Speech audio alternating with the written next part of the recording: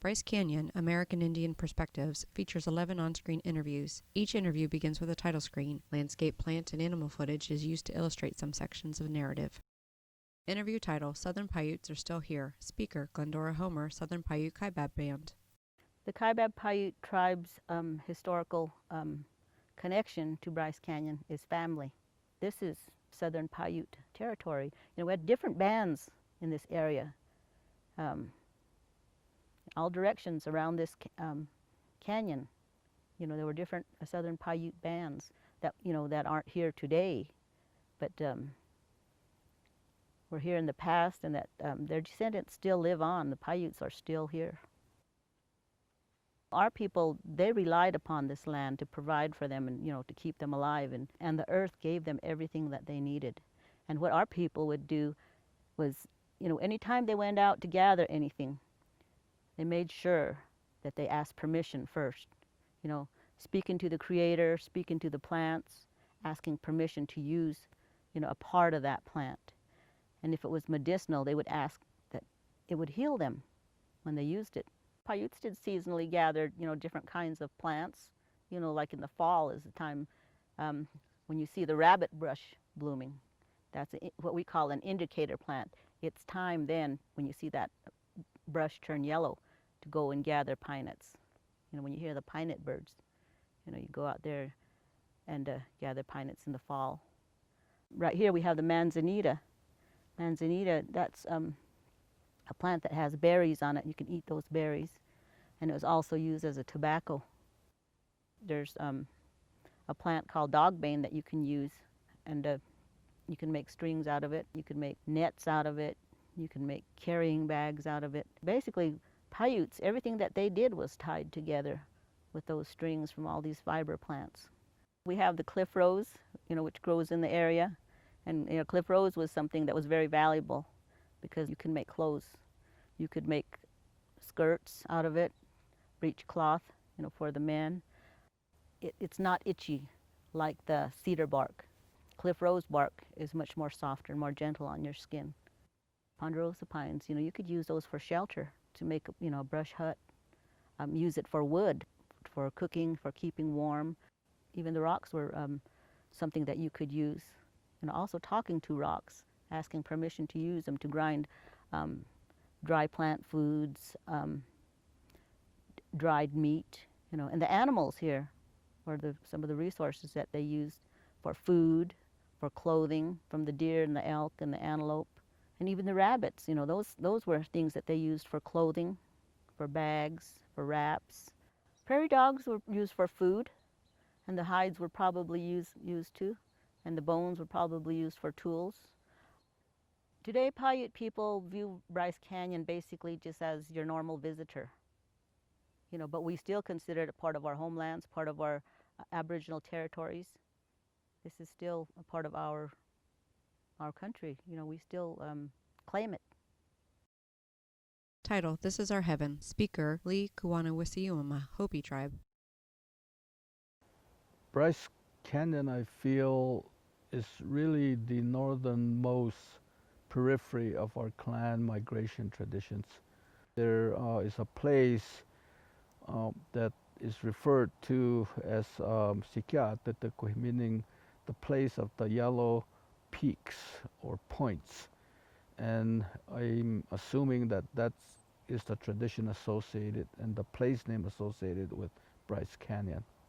This particular area has always been a part of indigenous people, and more in the contemporary sense, part of the greater population of people that come and visit. And I believe it's really incumbent on all of us to really appreciate these kind of treasures that are still available to the public. The Hopi people is still a living culture, and it's a vibrant culture with a full ceremonial cycle throughout the year. So I feel that when people visit here, they should think about the indigenous people that once inhabited the place, and that there is still a real association an emotional tie to places such as Bryce by the Hopi people. This is our heaven. This is the human people's heaven, and we need to appreciate that. Title: Mountain Sheep Dance. Speaker, drummer, and singer Clarence Beans John wearing feathered headband. Dance performed by two boys dressed as bighorn sheep. Another boy is a hunter, one girl in long dress.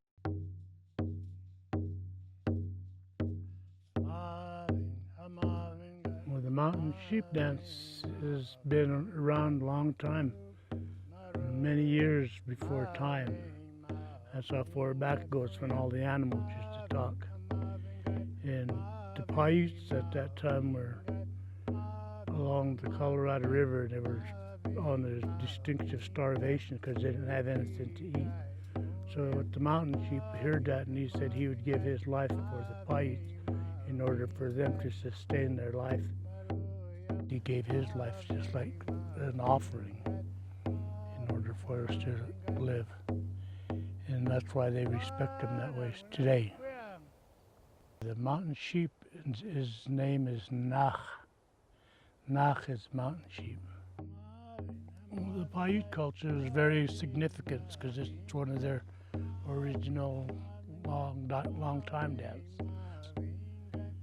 It's interesting, it's cultural for the Paiutes, and we try to teach that to the little kids so they could understand as they're getting older. Because the Paiute has a lot of culture that they need to learn, so if it's good for somebody like, I'd say like me, because I'm the older person that tries to teach them what's going on in their life, what they're going to have to pass on. Because if I don't do it, nobody's going to do it, and then it's just going to die off. Title: Feeding the Mountain. Speaker Brenda Dry, Kaibeb Band of Paiutes. Survival was a big thing for our people.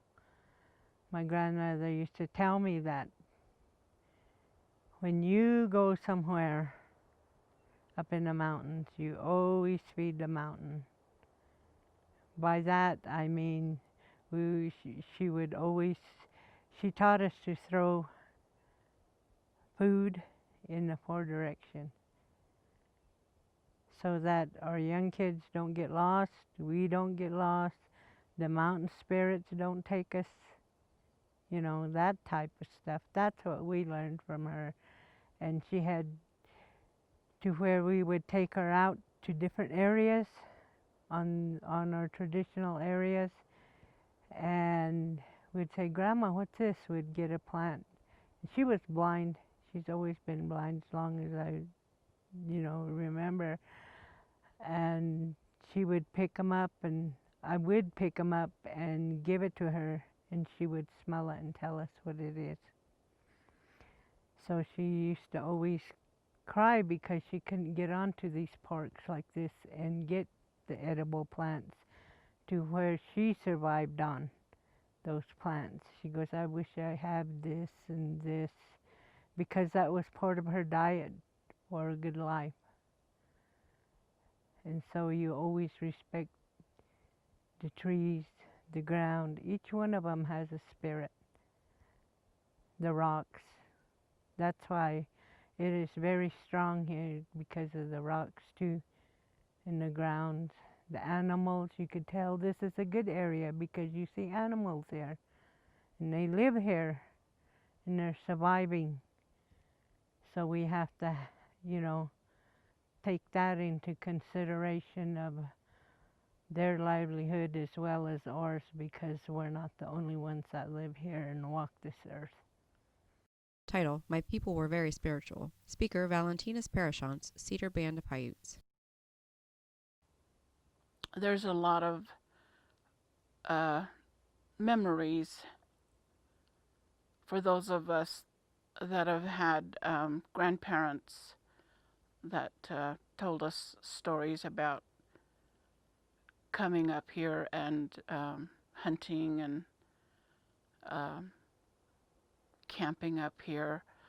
A lot of people come up here and they see the beauty of the mountains, the formations of the rocks, and feel the spirituality of those areas, and it's felt today for those of us that pay attention to those feelings. The rock formation is called Uru. The Paiutes called it Uru because they look like forms of people. And I was told that a long time ago by my grandparents that at one time that it was people and they were frozen, as made into stones and frozen. So we call it Uru. My people were very spiritual and they believed in the Mother Earth. They fed the Mother Earth and thanked her for everything that was here, as well as in the valley, because otherwise we wouldn't have, food. They wouldn't have any food to eat. They wouldn't have the berries. The pine pitch they used a lot, and there's other plants that they use not only for medicinal but to eat. We were a strong tribe, not in warfare, but in surviving. Title: Reconnect Back to Our Ancestors. Speaker: Octavius Siadawa, Zuni. This is my first trip up to Bryce Canyon. And just driving up, I could see the beauty, the landscape. It's impressive. We've always known about areas like this here, but because of land restrictions that sometimes we were not able to come and reconnect back to our ancestors. So it's a reconnection back to my great grandfathers, grandmothers, my relatives coming here. When I first started this, it was very emotional to come to places where I remember my grandfathers talking about. And now to be able to stand in the area that they were talking about is very moving, emotional, because it was only mentioned in the oral history. But now we're coming back and we're connecting all the dots to our homelands, making it whole again.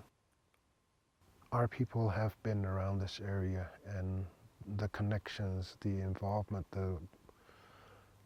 the teachings, the learnings that we got from not only the Hopi, the Paiutes, but the other tribes that were here is what made us survive. It's what made us stronger, made us to the Zuni tribe that we are now. Title: This Place Here Was Our Sacred Ground. Speaker: Ernestine Lehigh, Southern Paiute, Indian Peaks Band. I've been told by my family and my people that I call my grandparents and stuff, they're older people, that this place here was our sacred grounds, and where we fished and where we had our ceremonial use, and in the long run, it really did belong to us once, but now gone.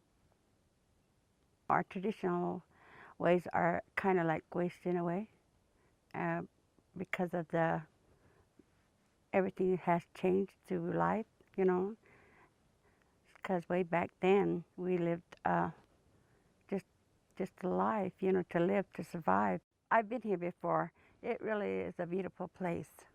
It was like bringing spiritual things to me. Like a long time ago, what happened and stuff. I visualized it, and it's something really great. Give me a good feeling. Title: You're Native for a Purpose. Speaker: Mary Lee Longhair, Northern Ute. A long time ago, our people came in this area to hunt, to gather whatever vegetation that they needed to get in certain areas that we didn't have up in our area, like the Paiutes. When I come into this area, it's like you belong, you feel that peace, you feel that quietness. You just feel like you're at home. We always say we're connected to our past. And so that's the way I feel, that there is something here that our people used to, have. And we never really ever let that go, even though we're living in a modern day world. We still have a connection to our past. This is where our ancestors roamed at one time. But at the same time, we have to respect everything that this area has. It's just not a place that is nothing. It has connections. We try to teach that to our children, telling them you're just not Native Indians for nothing. You're Native for a purpose. Title: We are a very proud tribe. Speaker: Alvin J. Longhair, Northern Ute. I've been here once before. That's been like maybe 45 years ago. At that time, when I first came here, the feeling I had was it was kind of like a sacred feeling, you know. There was sacred feelings in the area around where I went, you know. I felt there was something there that, I shouldn't go here, I shouldn't go there, I shouldn't do that. That kind of a feeling I had at that time. When today, I came back here today, that feeling is not here. It's more like, it was like a welcome feeling, because I was here once before, so maybe the area, maybe they knew I was here before, so they welcomed me back. I would like for the visitors that come here to Bryce Canyon National Park to know that the Ute Indian tribe was a roaming tribe. We are a very proud tribe. We have a lot of history, even though we've lost a lot of our traditional ways, but we're still here. Title: This is a place of reverence. Speaker: Timothy C. Begay, Navajo Nation, HPD. The Navajo Nation has a vast area that they occupied before they were surrounded by a reservation border. So some of the landscapes up in this area are in our oral history and our ceremonial history, and we still go back and mention those places in our songs and our prayers. So even though Bryce Canyon is a couple hundred miles away from mainland Navajo Nation, they are still in our prayers and in our songs and our ceremonies that we do year-round. The Navajo Nation oral histories and the stories of Bryce Canyon really goes back to the description of the landscape, the sandstone that you see when you come visit the park. In oral history, this is a resting place for the Wind people. And as you may have noticed, the wind is all around us. And when the Wind people travel, they gather sand from where they have been and redeposit it in Bryce Canyon. And that's how you get the different colors of layer. I think for the Navajo Nation, these lands were occupied by indigenous people. And a lot of these landscapes we hold very sacred. Visitors, no matter if they're coming from the United States or across overseas, they need to know that this is a place of reverence. These are sacred places, traditional cultural places that are in national park boundaries now. So a lot of the places that we held very sacred, where we had songs come from, where we had prayers come from, are national parks now. So, when you come to visit, just be reverent and respect the place, and always leave with the great landscape in your memory. The Navajo Nation calls Bryce Canyon Bistrach-Ipako, which is the sandstone and the vertical sandstone layers that are visual, and it's a description of the landscape. A lot of the native voices, our indigenous language, describe landscapes, describes how a person looks, and that's how we give names to these places.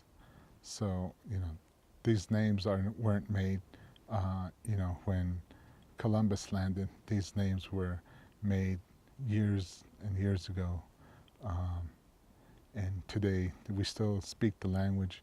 We still reference these places in everyday life. We still have a connection to these places today. It's an ongoing connection that will be never broken as long as we have our language. Title: Passing on Tradition and Culture. Speaker: Charlie Bullets, Kaibab Band of Paiutes. I'd like visitors that come to Bryce Canyon to know that Southern Paiutes are still here. Southern Paiutes visit this landscape not just through physical visitation, but through spiritual and ceremonial visitation as well, meaning we give offerings to the area of Bryce Canyon and the landscape that surrounds this area. We're not these people once lived here, these people once thrived, these people survived in a harsh environment. Those types of statements to me are not true, because it's who I am, and I'm still here. We are still here. We as Southern Paiutes come here, we visit here, we recreate like every American citizen does. But to us, landscapes like Bryce Canyon mean more to us as families, because Southern Paiute families lived in these areas. They lived around the Seep Springs, they lived around the small rivers like the Paria. Southern Paiutes, as we call ourselves, is Nungwu, people of the land. Southern Paiutes are passing on tradition and culture to the youth through camps. The cultural camps teach the kids how to gather, how to know when and what type of seasons to pick certain plants, collect certain animals. Other things we teach them about tool making. We teach the kids certain games like the Kwipwak game or the Dedukwap. We also teach them how to respect the landscape and give offerings, how important offerings are to areas such as Bryce Canyon, areas such as the Grand Canyon, and different places like Zion and those places that you visit. Also, we stress that each environment has a spirit, and that each spirit needs to be honored and recognized when you're visiting them or passing through areas like that. One of the other things that we teach the kids is respect for themselves as young Native kids or Nungwu kids. Southern Paiutes are continually coming back, and we're no longer those people. We are the people who have lived here since time immemorial. Credits: Producer, Director, Editor Ann Tubiolo. Producer, Interviewer Karen Wurzburger. Director of Photography Jeff Hogan. Associate Producer, Sound Recordist Amber Kodges. Executive Producer, Chief of Interpretation Kathleen Gonder. Colorist Martin Melnick. Online Josh Banyard, North Shore Productions. Special thanks includes a list of those interviewed in order of appearance. Special thanks to Mountain Sheep Dancers, Shivitz Band of Paiutes. Presented by the National Park Service, U.S. Department of the Interior. All rights reserved, 2016.